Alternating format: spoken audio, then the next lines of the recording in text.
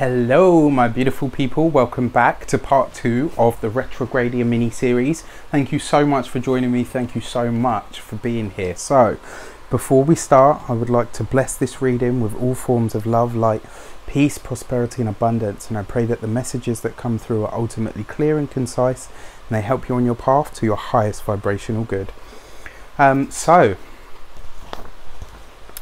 Next one. Saturn retrograde in the sign of Capricorn. So Saturn's at home in Capricorn, it's worth mentioning, so woohoo, awesome.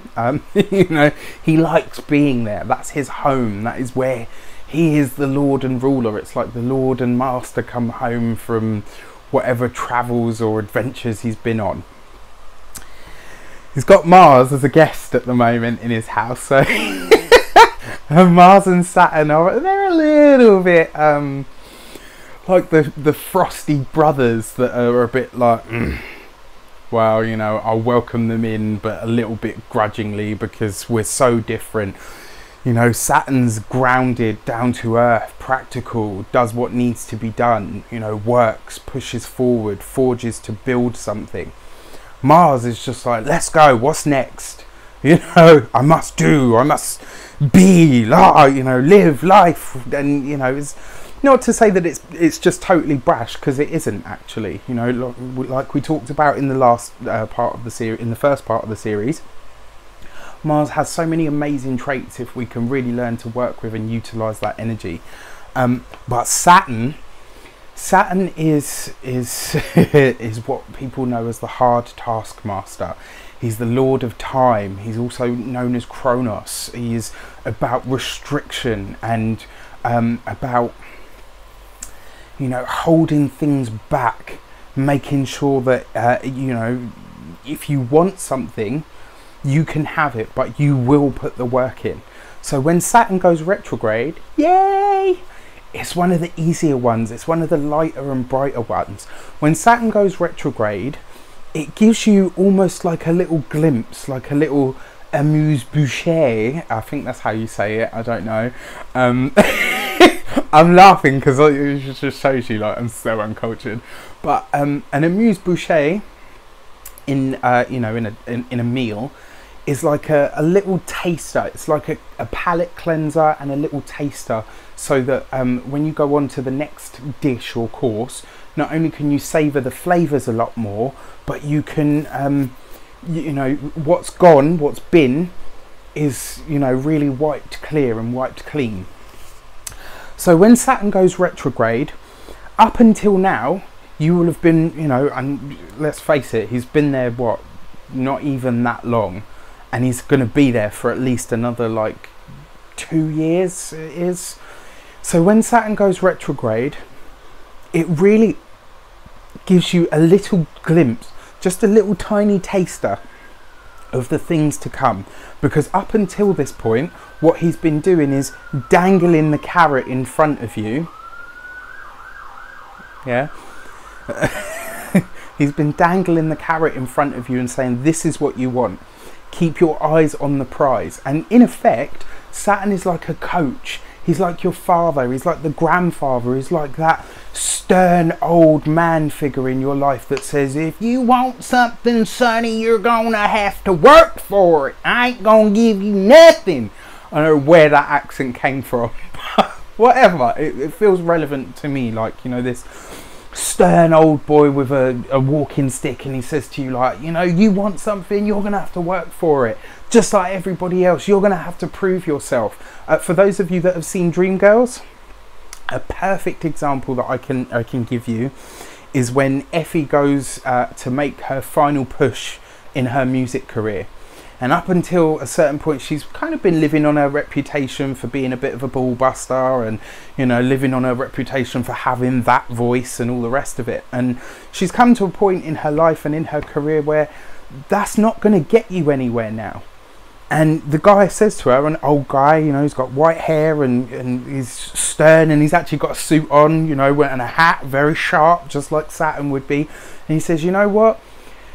I went out on a limb for you, and I'm trying to show you what your dreams are, and I'm trying to help you achieve them. But you know what? Your name and your reputation is only ever going to take you so far. And you're at a point now in your life where you're going to have to start proving it, just like everybody else. I got goosebumps as I'm saying this because of the stuff that I'm going through personally. So, you know, I feel you where you're at, people. I really, really do.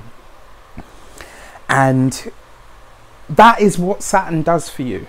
Wherever he goes in your chart at any one time, he stands firm and he gives you the challenge. And he says, you want what you want, and I hear you. And I'm going to help you get there. But you are going to have to cross every single one of my hurdles. You're going to have to jump every single one of my walls. And you are going to have to climb up every single mountain, rock, earth, Saturn, hard, that I put in front of you. And you know what? When you get to this little carrot, this thing that you say you want, this goal that's been dangled in front of you, when you finally reach it, it will taste so good and so sweet, because you will have put in the work, you will have put in the effort. And on the journey to getting to where it is that you want to be, on the journey to achieving and accomplishing, Saturn in Capricorn, accomplishment, achievement, Saturn, the battle, the struggle, the restriction of the thing that you want. In all of that, you get the crystallization. Saturn takes something that is formless or just an idea, or, you know, or just a goal or an aspiration, and he makes it something real, something concrete, something firm and solid, a construct that you can actually touch. That's what the aspect of Saturn being the great crystallizer is about. So when Saturn, the great crystallizer, is in Capricorn, forcing you to really push for what you want, really push for what you want to achieve, really asking yourself, who do I need to be to have what it is that I'm asking for? What do I need to learn and to change and evolve beyond retrograde in order to achieve that, in order to sustain that future, that vision that I have for the future? How do I turn it from just a vision into something real that I can see? So when this planet goes retrograde, it gives you it will just be a small glimpse, just a really little glimpse into what you're going for, where you're going, why you're working so hard with appearingly no effort at all. And you know, a good way to explain this is when you think about cement and bricks. Yeah, so you lay bricks, and we've all heard the story, if you want to build a wall, don't focus on the wall itself, focus on just laying that one perfect brick. For the Pisceans among you that are watching this, you know what I'm talking about from your last month's video. You know, I talked about laying the cornerstone. But when you lay the cement, it's wet. It's still rock, it's still, you know, porous, and it's still got the, what's that, is it viscosity, I think the word is that I'm looking for. It's still got that, but it's wet, it's weak. But as it dries, it begins to harden. Like clay, you can work with it, you can mold it, you can turn it into whatever. And then when Saturn comes along, he turns that clay into something hard, into something that can stand the test of time. You know, when you think about clay as well, you know, something from deep within the earth that is an earthly structure that starts so wet and bleh, some of it survived, you know, hundreds, thousands of years to be excavated later on. Your life is the clay. You are the clay. You are being molded into what it is that you want. Your dreams, your goals, your aspirations are there. And Saturn has come into this sector, whatever sector it is in your own chart, look for it, because that's what's being activated. That's what you're being asked to look at, to, you know, this is what you want to accomplish. This is what you want to achieve. This is what you want to build. That's fine. I will give you the opportunity to create and have what it is that you want. The difference between Saturn and Jupiter, I like to say that Jupiter's a bit of an opportunity whore. He's like, yeah, I'll just give you time, you know, yeah, here you go.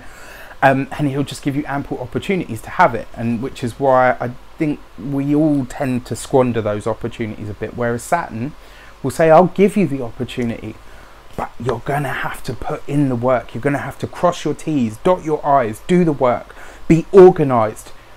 Be, you know, not just strategic in a Martian sort of sense, but do the facts, do the figures, do the numbers. Is it practical? Is it going to work? Is the plan solid? You know, so when it goes retrograde, it internalizes that energy so that you can reimagine, re-strategize, replan, refocus yourself, so that you can say, right, okay, I can see the vision, I can see what it is that I want to achieve, I understand now what it's going to take for me to get there. And then Saturn comes along and gives you just a little nudge and says, right, okay, well, now that you kind of get that, this is probably what you're going to be able to achieve if you continue to put the work in. Like I said, it's just going to be a taster, just a palate cleanser to get rid of the sour taste of, oh, I've been working so bloody hard and I haven't got anything out of it. It would just be a little taster to, oh yeah, that's why I'm doing this. That's why I'm working so hard. And you know what? It's fine that I haven't got the results for it now, because I can see what it's going to be when it actually starts to happen.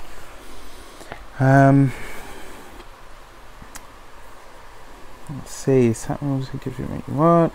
Been trying to achieve. It's funny, everything that I've written down, I wanted to say, I've pretty much already said. Yeah, Saturn, in effect, the stern father saying, don't give up, don't stop trying. And then he brings you that age-old adage, practice makes perfect. He gives you the opportunity time and time again. You might fall. You might have many crises, many failures. But through those things you learn. And through those things you strengthen. You know, Saturn represents the skeleton and the physical structure that holds your body up. You know, it represents your bones. And the interesting thing that I've always found about the human skeleton, when you break a bone, did you know that that bone heals back even stronger than it was before? And this is why these setbacks, these restrictions that Saturn holds from you, that's why he gives you them. So that you come back stronger, more resilient. Okay, fine, you know what, I fell, I'm going to get back up. I'm going to dust myself off and I'm going to try again. I'm not allowing this to hold me back. I'm not allowing it to hold me down.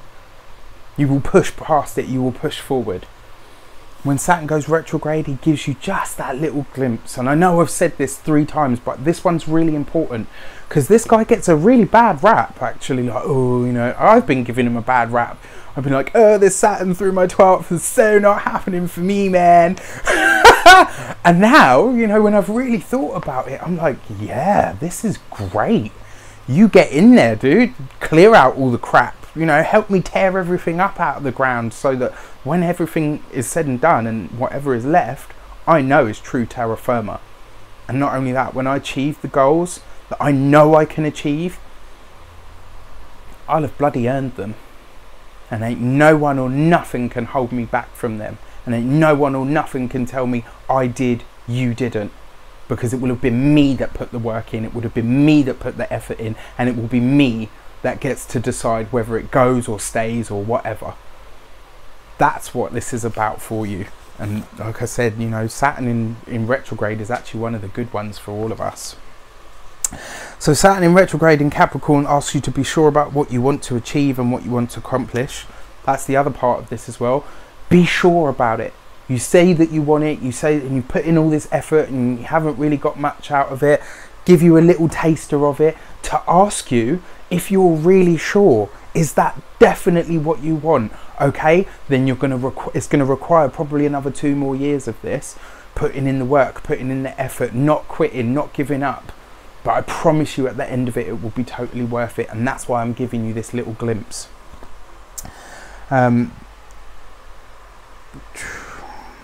So this energy, planet's energy is about restriction, but in favour of crystallization. In this sign, the energy is expressed by putting in the work and enjoying, and to savour the rewards that come from your efforts. What else can be said? So we move on to Uranus. Ooh, so Uranus is retrograde from August 7th to January 6th, 2019. and it will go, it's just moved into Taurus. As many of you know, I did Uranus into Taurus, or Uranus as I was calling it at the time, and then lots of people were like, you're saying it wrong, and it's like, I'm actually studying astrology at the moment, so I probably should have, you know, whatever. I'm learning. It's good enough for me. Uranus in Taurus, it will retrograde out of Taurus and come back into the final bits of Aries. And the interesting thing about that is, so it's already crossed the 0 degree of Taurus, which is big changes anyway. And then it's going to come back over that 0 degree into the 29th degree of Aries. Now those are the critical degrees, because the 0 degree is the start of something when it's completely and utterly fresh and brand new, you know, and it creates a lot of friction and frisson and you know, makes people like, ooh, because it's quite jarring, you know, it is Uranus after all. The 29th degree, if the 0 degree is the birth, the 29th degree is the death.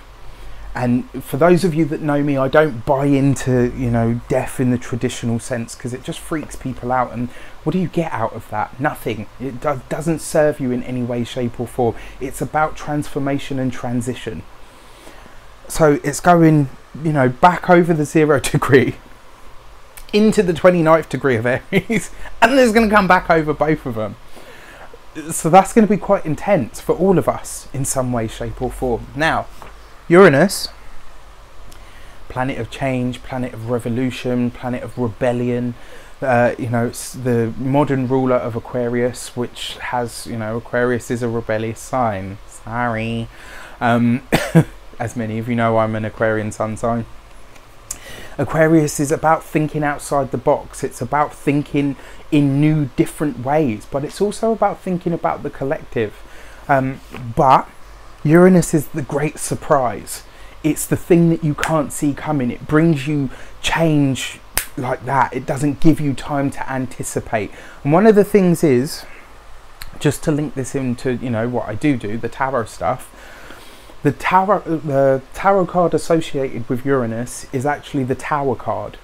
And the Tower card represents an unchangeable event that happens that just completely, you're blindsided by it. Whether it's for the good, whether it's for the bad, you know, whether it's for the challenging or the positive or the beneficial, is kind of irrelevant. What usually happens when the Tower card shows up, Uranus, is it gives you an event that you have no frame of reference or point of perspective to come from.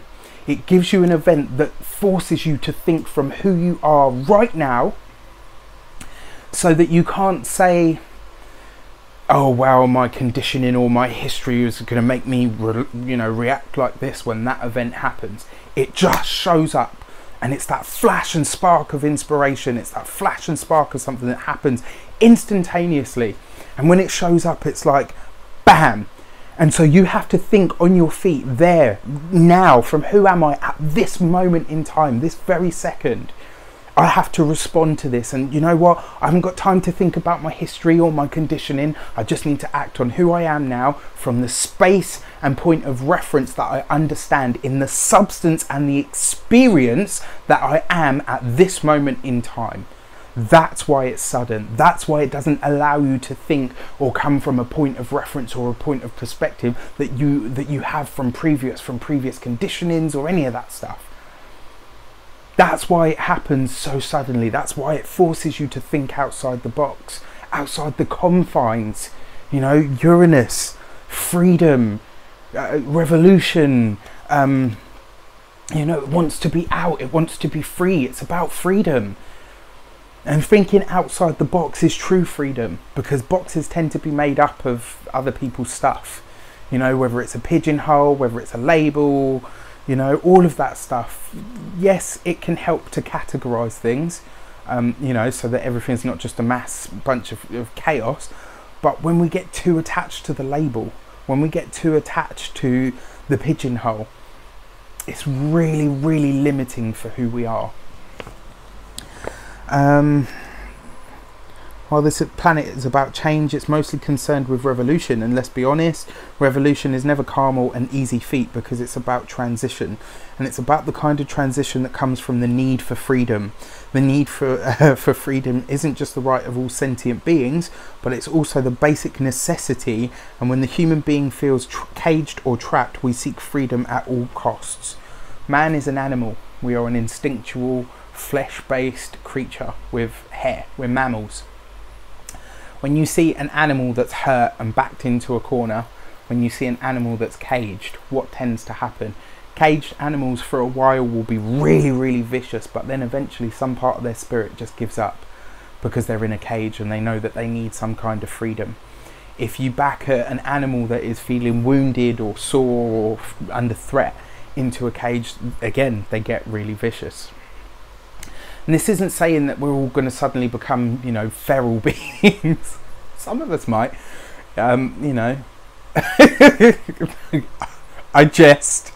Don't become a feral being. Like I said before, you know, in the last piece, try to hold on to your ish long enough to really internalize this energy, because it will be coming internally, and you will be starting to look into what you need to change, why you need to change it, and more importantly, you'll be asking yourself the questions of, how can I implement these changes? How can I ride with the wave of change that is inevitably coming my way? How can I move through and traverse through this stuff? Some of you will be doing it just like that, hop on a Harley and just get straight out. Again, I'm jesting. When Uranus goes retrograde, it may be a little bit more thoughtful about the changes it wishes to implement. It may even be a little bit more thoughtful about the way that it tries to implement these changes. With this in mind, it can be a period of swift decision, and it will be asking you, you know, how can I create that freedom in my life? What do I even define freedom as? You know, it's all well and good me talking about, like, oh yeah, you know, you could be looking for freedom, man, I want to be free. And what is freedom to you? Is it being financially stable enough not to have to go to work? Is it, you know, a loving relationship? Is it not being in a relationship? Is it being single? Is it living somewhere else in the world? Whatever is going to inspire and incite freedom, or the feeling of freedom within you, is what you will be seeking. And when Uranus goes retrograde, it's going to be asking you to implement that stuff. Now, the interesting thing is, it's going to retrograde in Taurus. So this is going to see you looking at your environment and how it supports what you call freedom, how it enables you to have what you call and consider freedom. And when it goes back into Aries, this is going to be about the last bits of your ego. It's going to be about changing the last bits of your ego, changing that, you know, the critical degree, 29 degrees, that brings a transition or an ending or a culmination. This will see you really looking through the highest perspective, or through the highest aspect of your thought, because remember, Uranus, higher octaves of thought, you know, the super conscious mind. This is going to see you really delve into your own ego and just dip into it and say, okay, you know what, self, what is going to allow me to feel enough freedom to continually generate that feeling for myself? And more importantly, then, when it goes, you know, direct again, not only will the changes that have been implemented last, but they'll be coming from a place that you've really truly gone to the depths of yourself with, you know, through your conscious, super conscious mind, and said, right, I will look at my ego and decide what needs to change there. And then I will look at my environment and decide what needs to change there. And it might even happen, you know, in tandem and 3 times. So you'll look at the environment first as it retrogrades, come to the 0 degree, go back into the 29th of Aries, then you'll be looking at the ego, and then when it goes forward again, you'll be looking at that again. So it's like environment, ego, environment, and then on forward for the next 7 years. If you haven't seen it, check out your Uranus in Taurus specials.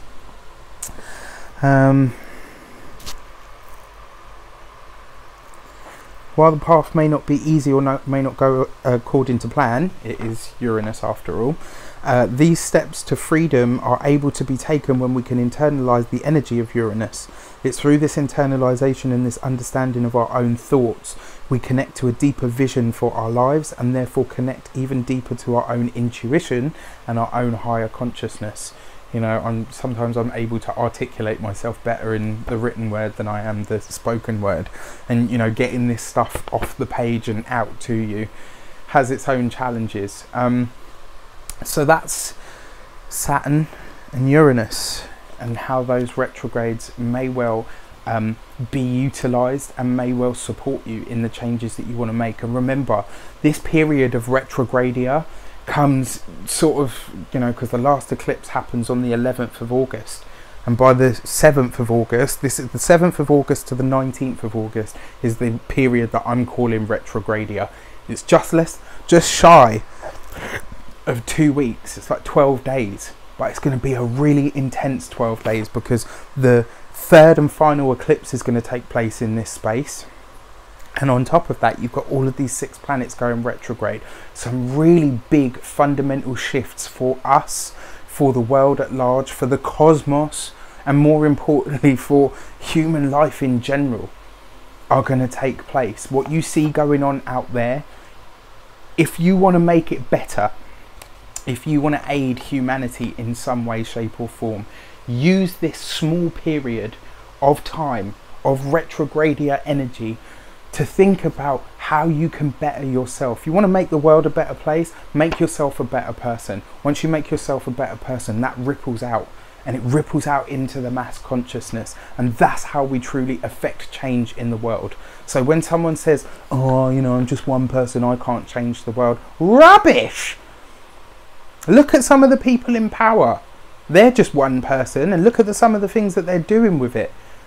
Who's to say what you would do if you had immense power? Which, by the way, you do. You might not have a massive platform like some of the people that are ruling the world or whatever. No, maybe not. But you do have immense power. You came into this life to be a human being. Do you know how much power that takes? Oh, I'm saving that for a whole other video. I wish you an abundance of love, light, peace, prosperity and abundance itself. If you would like to book a personal tarot reading with me, you can do so on the link below. Don't forget to check out the links for other videos. You can see me over on Instagram for various other bits and bobs. I look forward to joining you. Thank you so much for all of your continued support. If you want to support the channel, you can leave a donation. We would be eternally grateful for it. Also, I just want to say the Reydiant reality fans, friends and amazing people that are part of the community are the absolute best, and I thank you so much for being a part of it, and I will see you for the next part of the Retrogradia mini series. I love you, take care, and I'll speak to you soon.